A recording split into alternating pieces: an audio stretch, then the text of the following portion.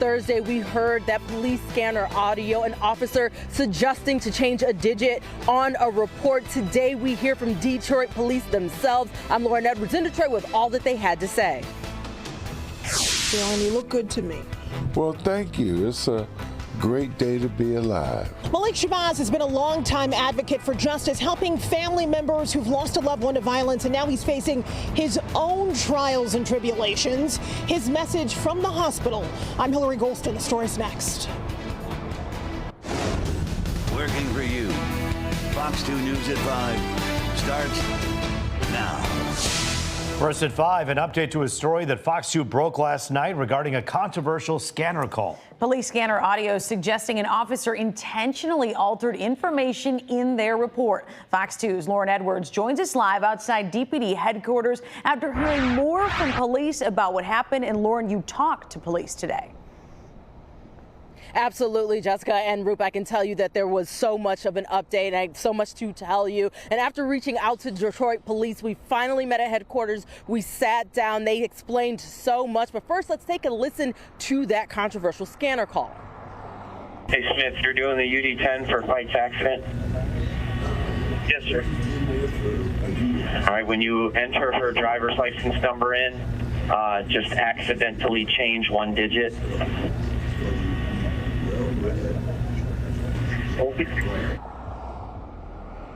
Now, that was from about 5:30 Thursday morning out of Detroit Police Precinct 4 in Southwest Detroit. DPD has confirmed to Fox 2 that this audio is authentic and is related to an on-duty crash. Now, Thursday, Fox 2 was told through sources that it is possible this was done to circumvent this on-duty crash affecting the officers' car insurance rates. Today, Fox 2 sat down with Detroit Police at their headquarters. Police say they believe the crash involved an officer who backed into a pole. They could not confirm if there were any injuries, but they explained their policy and that they are looking into that call. There was a officer involved accident, and it's my understanding that our policy is as we go and we do an investigation on that accident. Part of that is the UD-10 that is completed. That's Michigan. Basically, it's Michigan law that we have to report it. So it's my understanding then that something was indicated about switching, just accidentally switching a number. Well, that's not something we do. That's not something we're trained on.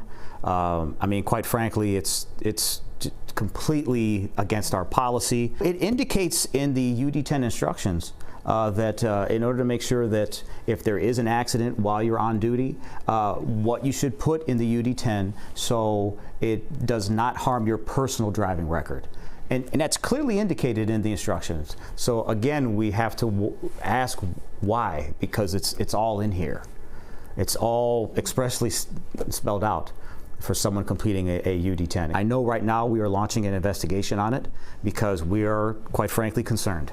This is completely out of policy, completely against everything that we do, and we would like to know also what's going on, and I think we'll know shortly. Now, Deputy Chief Mark Bliss there says that supervisors do look over those UD-10s, which are later compiled by Michigan State Police. And he says it may take a few weeks before the investigation is completed. Reporting live in downtown Detroit outside of their headquarters, Lauren Edwards, Fox 2 News. And Lauren, until we brought it to their attention, this doesn't appear that it was something that they were even looking into.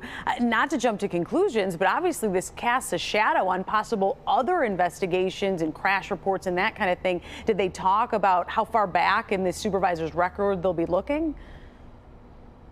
You know, we asked a little bit about, just the officer and a little bit into the investigation, and there wasn't much that they can say. But once we brought it to their attention yesterday, they said it was on their radar and that's when they began to start looking into it. All right, Lauren, thanks so much for that update. A fighter for peace in Detroit is now fighting for his life. Yeah, Minister Malik Shabazz is hospitalized tonight. Fox 2's Hillary Golston is live in the newsroom with the very latest. And Hillary, anyone who's covered Detroit for years knows how important this man is to so many groups across this region.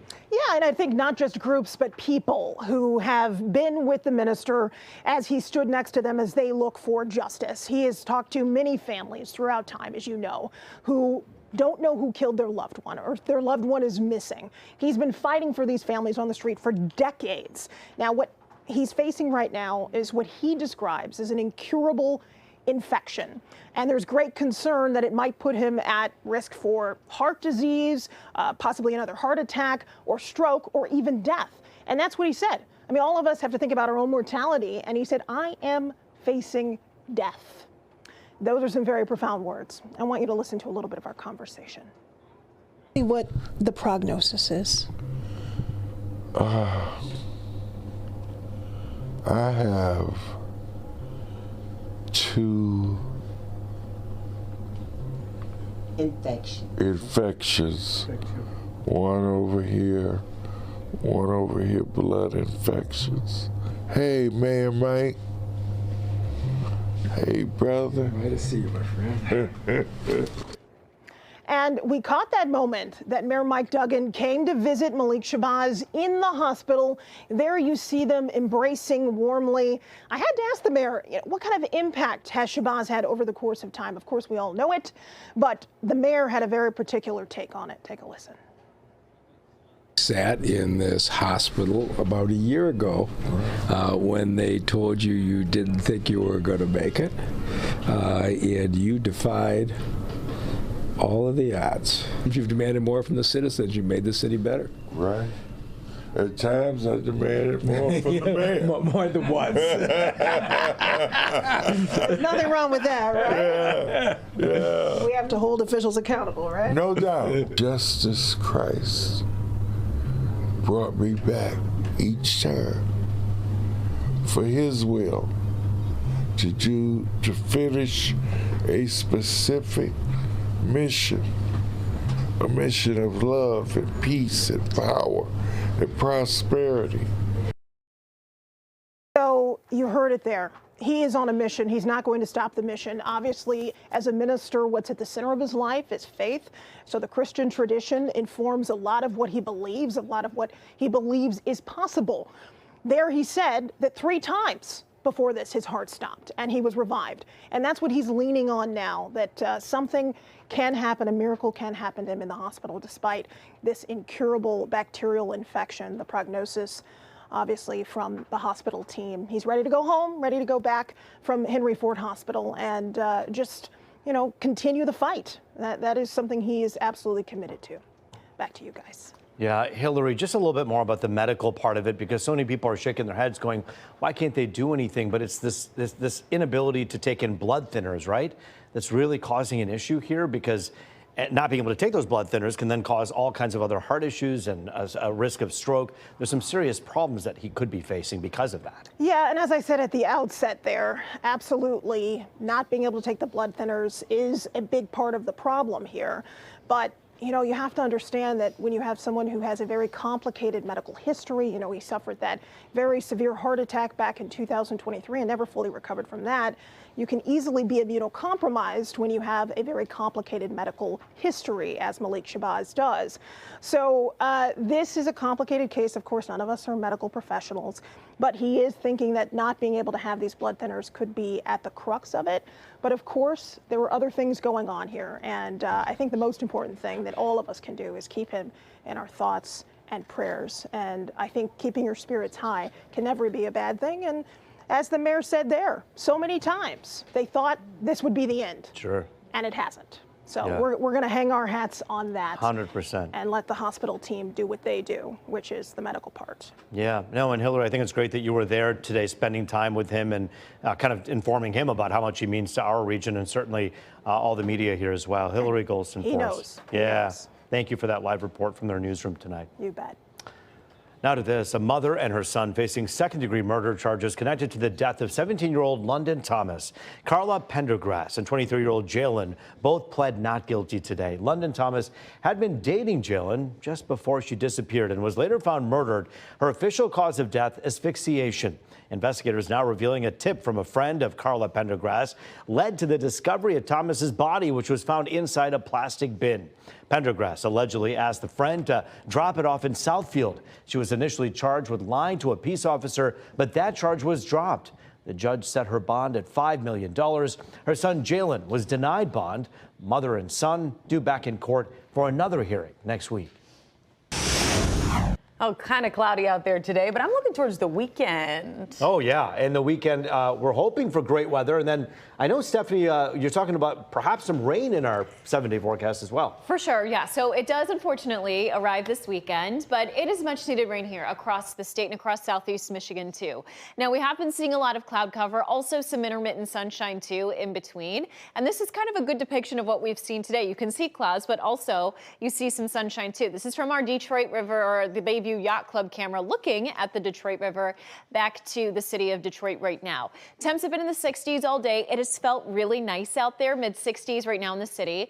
We're in the upper 60s from Grand Rapids, Bad Axe low 60s. We see more 70s west of us, and that's just a little foreshadowing of what we could possibly see as we head through the day tomorrow. Winds have been primarily out of the south today, maybe slightly breezy, but nothing really too over the top. Few light showers north, but we have additional shower chances we'll be tracking potentially through as early as tomorrow afternoon. So we'll have timing on that in the full forecast coming up in the next 10 minutes.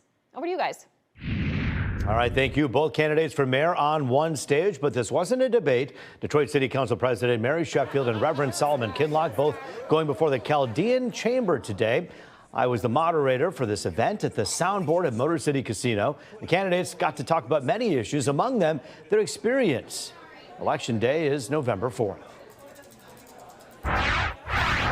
Former National Security Advisor John Bolton turns himself in to face charges after being accused of mishandling classified documents. We'll take a closer look at the federal indictment and why he says he's being targeted. And another round of protests set to kick off around the nation this weekend as demonstrators push back against the Trump administration. We'll have a look at that No King's Day protest also tonight. You better grab your umbrella. You heard how it's going to rain this weekend. What could that affect? Well, I'm Scott Walchuk, and there's going to be 20,000 people running around here for the Freak Marathon. How are they going to handle that wetness?